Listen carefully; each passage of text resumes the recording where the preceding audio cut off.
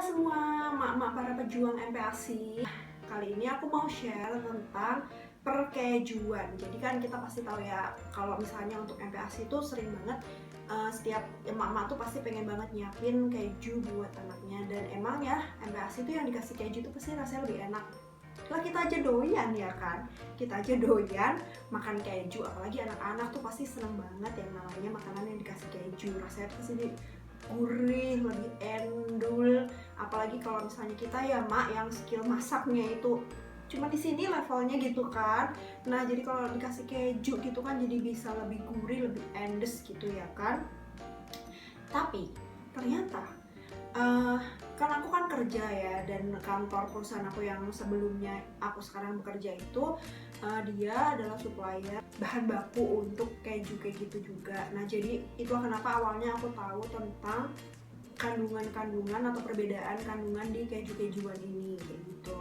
Jadi aku bisa share di sini bukan karena aku ahli gizi dan nutrisi atau ahli apapun itu, tapi karena aku suka baca ingredients atau komposisi yang ada di kemasan-kemasan, dan juga dari pengetahuan aku dari perusahaan aku yang sebelumnya yang supplier bahan baku kayak gitu. Oke, kita mulai aja ya. Ini aku udah kumpulin beberapa keju yang biasa kita pakai. Sayangnya aku nggak punya kiri atau bell cube di sini karena aku bikin video ini pas lagi masa-masa sulit kayak gini ya mak. Jadinya bahan-bahan makanan yang impor-impor kayak keju kiri atau bell cube tuh susah banget dicari. Aku udah nyari ke beberapa supermarket di dekat rumah aku, tapi aku nggak nemu juga. Dan aku juga nyari di forum-forum emak-emak gitu ya, ternyata pada kesulitan juga buat nyari keju kiri sama keju bell cube. Jadi ya udah ya yang adanya aku punya aja. Ini aku punya keju Kraft, terus aku punya raw cheese. Ini aku juga nyari sebenarnya bentuknya kotak kayak gini, cuman nggak ada. Ya udah isinya sama kok ternyata. Terus aku punya raw cheese yang gold. Terus ini aku punya baby bell. Baby bellnya ini yang kuning. Dan aku punya baby bell yang merah. Pertama, kita bahas dulu dari Kraft. Nah, gimana sih caranya buat tahu komposisi atau buat baca komposisi yang benar? Nah, biasanya ya komposisi itu kan dia, keluar kejunya ada dikit. Nah ini kan biasanya komposisi itu kan dia kayak gini ya nulisnya itu. Ini pasti berlaku untuk segala bahan makanan apapun. Nah kita biasanya baca itu kan kita nggak tahu ya, dikiranya itu kan cuman urutannya cuman ngarang aja atau cuman random, ternyata enggak. Jadi urutan yang tertulis di komposisi ini itu menandakan jumlahnya atau kandungan yang terbanyak, dimulai dari yang paling kiri. Jadi yang disebut pertama kali itu adalah yang kandungannya paling banyak atau unsur yang terkandung paling banyak di dalam makanan ini. Kalau misalnya kita baca pertama kali di sini komposisinya air, berarti kandungan yang paling banyak di sini itu air. Yang kedua adalah pengental pati modifikasi asam. Kandungan yang terbanyak kedua di sini adalah pengental pati modifikasi asam. Tadi aku mau bahas Kraft, tapi kenapa aku jadi bahas ini? Ya udah nggak apa-apa ya. Kita bahas yang ini dulu. Nah, berarti itu artinya keju ini bahan utamanya tuh air sama pengental pati, bukan keju, bukan susu. Nah, terus habis itu yang ketiga baru keju cheddar. Keju cheddar adalah bahan ketiga terbanyak yang terkandung di dalam makanan ini atau keju jenis ini. Pengental pati modifikasi asam itu apa sih? Jadi dia itu bahan baku yang bentuknya itu pati. Pati itu kalau misalnya kita tahu tepung tapioka, tepung gandum, nah itu tuh pati itu bentuknya kayak gitu. Pati itu bentuknya tepung. Nah itu dia itu untuk membentuk si padatan kejunya itu tadi. Kan keju bentuknya padat-padat kayak gitu ya. Nah itu tujuannya untuk membentuk padatan kejunya itu tadi pakai tepung. Jadi yang ketiga itu adalah keju cheddar, habis itu minyak nabati, pengemulsi, garam, pengatur keasaman, perasa alami keju, pengawet, susu bubuk pewarna makanan. Nah, kalau dia juga nulis ada pengawet dan juga pewarna. Itu tadi yang aku maksud, kadang kita sebagai emak-emak tuh suka nggak merhatiin gitu ya, kalau misalnya selain garam itu yang penting untuk jadi perhatian juga itu sebenarnya kandungan pengawet dan juga pewarna makanan. Bisa dibayangkan kalau misalnya kita ngasih keju ke anak kita itu setiap kali makan. Nah, kalau misalnya anak kita makan kan bisa sehari 3 kali, 2 kali ya mak. Nah, kalau misalnya setiap kali makan berarti kan bisa dibilang kita sehari 3 kali itu kita ngasih asupan makanan yang ada pengawet dan juga pewarnanya buat anak kita. Nah, kalau misalnya kita kasih MPASI itu selama 6 bulan atau misalnya setahun gitu ya, bayangin kita ngasih makanan yang ada pengawet dan pewarnanya untuk anak selama 6 bulan atau selama 1 tahun. Nah, itu berarti kan bisa membahayakan buat anak kita dari jangka panjangnya, karena kita tahu kan yang namanya pengawet dan pewarna makanan itu kurang baik kayak gitu. Nah, untuk selanjutnya itu si Kraft Cheddar.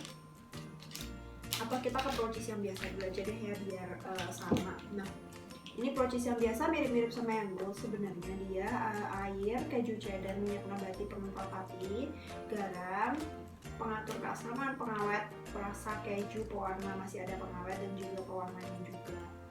Terus kalau yang keju cheddar Kraft itu dia ada keju cheddar itu komposisi yang nomor 1 ya, ternyata bukan air. Kalau ini tadi kan komposisi nomor 1-nya air, dan di sini tuh komposisi pertamanya keju cheddar.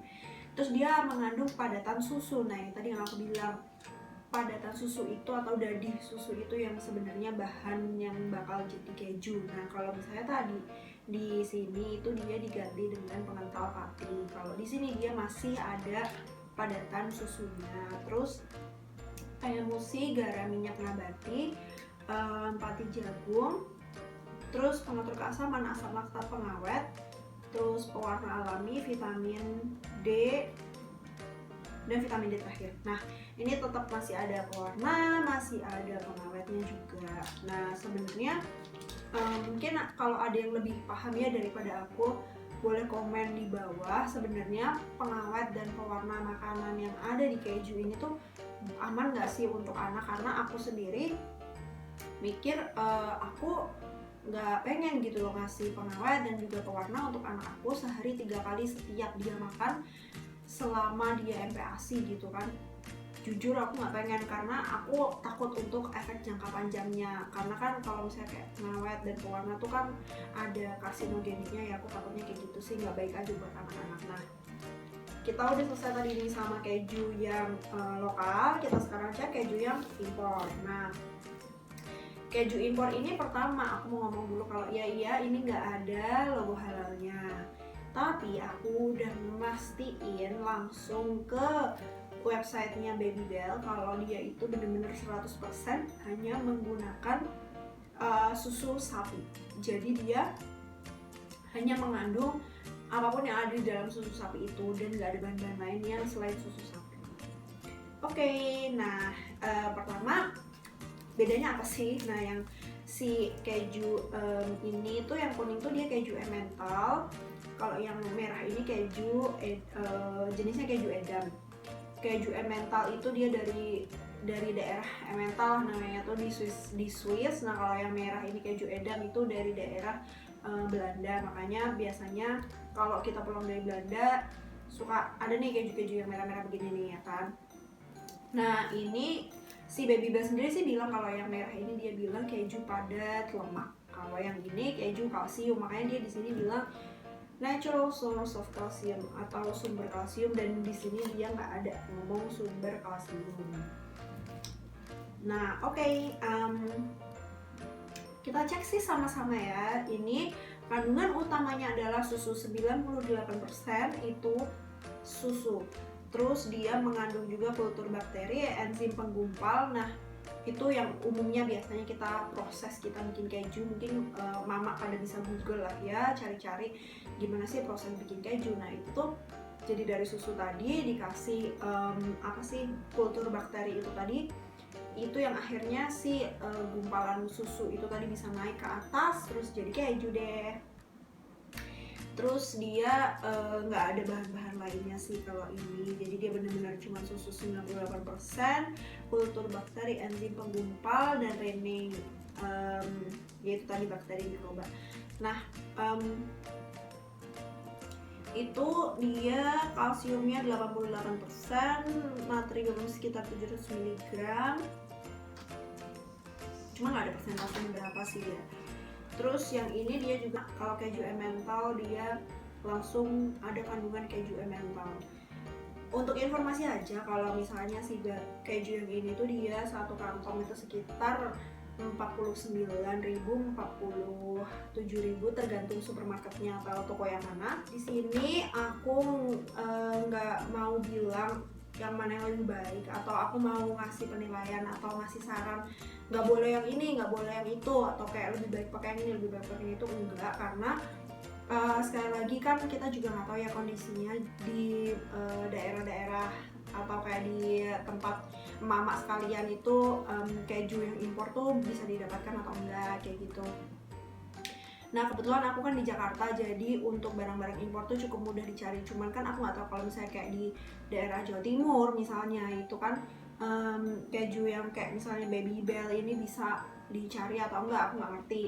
Kiri, Bell Cube kayak gitu tuh gampang dicari atau enggak. Jadi mungkin itulah kenapa yang bikin mama mungkin pengen pakai yang ya udah yang gampang aja, yang ada, yang tersedia di supermarket kayak gitu. Nah cuman karena kita sekarang udah tahu ya kalau misalnya keju-keju yang lokal ini tadi tuh mengandung pengawet dan juga pewarna, mungkin penggunaannya bisa ya sesekali aja kayak gitu.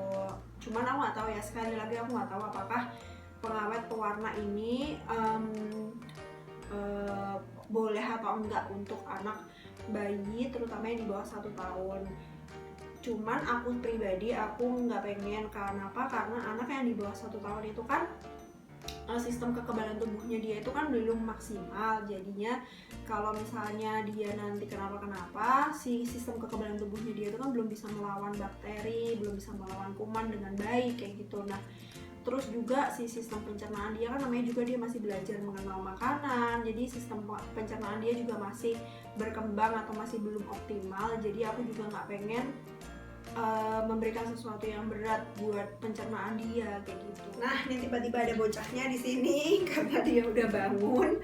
Nah jadi itu tadi ya sharingnya. Sekali lagi aku nggak bilang kalau mana yang lebih baik, mana yang harus dihindarin. Aku nggak akan bilang mana ini nggak boleh, itu nggak boleh. Aku di sini cuma mau sharing. Jadi di sini mama juga bisa komen aja di bawah pada pakai keju yang mana sih. Jadi nanti kita bisa bareng-bareng untuk ngecek ini ada kandungan atau komposisinya, dan kita bisa tahu sama-sama ya. Jadi jangan lupa like, komen, dan subscribe. Tunggu video selanjutnya dari aku.